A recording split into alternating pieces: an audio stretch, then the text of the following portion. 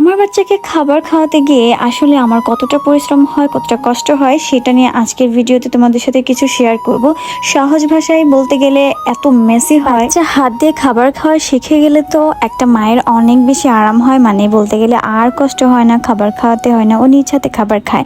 আসলে এইটা যতটা না সহজ কিন্তু তার থেকে বেশি কষ্ট হচ্ছে বাচ্চা যখন খাবারটা খায়। বাচ্চা খাবার খাওয়ার পর যে জায়গাটা মেসি হয়, জায়গাটা পরিষ্কার করতে হয়, টেবিল ওয়াশ করতে হয়, বাচ্চার যে খাবারটা খাওয়াচ্ছে এরিয়াটা নষ্ট হয়, সেটা আসলে অনেকেই বুঝেন না। দুইটা বাচ্চাকে নিয়ে সবকিছু ম্যানেজ করাও যে কতটা কষ্ট সেটা শুধু আমি জানি, অথবা আমার মতো যে মায়ের দুইটা বাচ্চা আছে একা হাতে সামলান সেও বলতে পারবেন। আমি এমন দুইটা কমেন্টস পেয়েছিলাম যেখানে বলা হচ্ছে আমাকে যে আমি নাকি বাচ্চাকে ভিডিও করানোর জন্য শুধুমাত্র টেবিলে খাওয়ানোর ভান করাই, এছাড়া আমি জেফরমানকে সবসময় হাত দিয়ে নিজের হাত দিয়ে খাওয়াই, আর এরকম টেবিলও ইউজ করি না, এটা শুধুমাত্র ভিডিও আপনাদেরকে দেখানোর জন্য নাকি আমি করি। তো এই কমেন্টসটা আমি ডিলিট করে দিয়েছি ঠিকই, কিন্তু সত্যি কথা বলতে আমি ওই মহিলাটার নামটা যদি খেয়াল রাখতাম না তাহলে তার নামটা বলতাম। আমার বাচ্চাকে আমি অলওয়েজ টেবিলে খাওয়াই, এটা কিন্তু সত্যি কথা।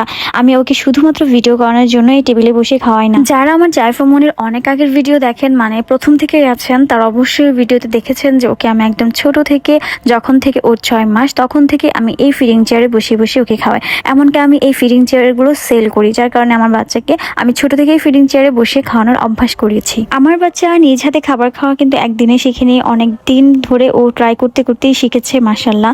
খাবারটা ওকে খাওয়াতে দিয়ে আমি কিন্তু অন্যান্য কাজও করতে পারি, যেমন ঘর মোছা বা আমার যদি টুকিটাকি কাজ থাকে আমি কিন্তু ওকে খাবার টেবিলে বসিয়ে রেখে তা করতে পারি। এমনও আছে আমার অনেক কাস্টমার আপুরা যারা আমাদের থেকে ফিডিং চেয়ার নিয়েছে, তারা শুধুমাত্র জাইফামনির এই ফিডিং চেয়ারে বসে খাবার খাওয়া দেখে তারা আমাদের থেকে অর্ডার করেছে, অনেক উৎসাহ পেয়েছে। আর সব থেকে বড় কথা হচ্ছে একটা বাচ্চাকে খাবার খাওয়ানো, নিজে নিজে খাবার খাওয়ানো শেখানোটাও কিন্তু অনেক বড় একটা দায়িত্বের মধ্যে পড়ে।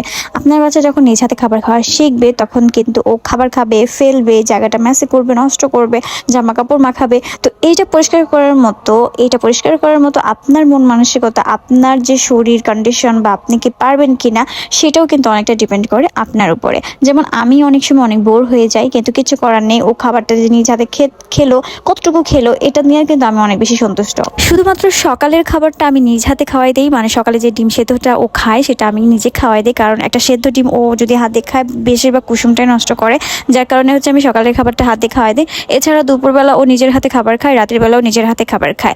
এর মাঝখানে যে নাস্তাগুলো দিই, এই নাস্তাও অনেক সময় ওকে আমি টেবিলে সার্ভ করি, অথবা অনেক সময় আমি হাতে হাতে খাওয়াই দিই আমার সাথে সাথে। এই যে আমার জাইফামনির খাবার খাওয়া শেষ, ও যে খাবারটা খেয়েছে আশেপাশে অনেক জায়গাতে ও খাবারগুলো ফেলেছে, প্লাস ও টেবিলেও ফেলেছে। এরপরে কিন্তু ওকে যে বিপটা পড়ে দিয়েছে এই বিবেও কিছু পড়েছে। তো এগুলো হচ্ছে আমাকে ক্লিন করতে হবে। দিনে যদি আমাকে 2বার এইভাবে টেবিলে খাবারটা খাওয়াই, 2বারই আমাকে এগুলো পরিষ্কার করতে হয়। যদি শরীরটা খারাপ লাগে তখন আমি অনেক সময় রেখে দেই, পরে করি। তো এইভাবেই হচ্ছে আমাদের দিন যায়, এতটা সহজ না। শুধুমাত্র ভিডিও করার জন্য আমি যেটা করি একদমই না।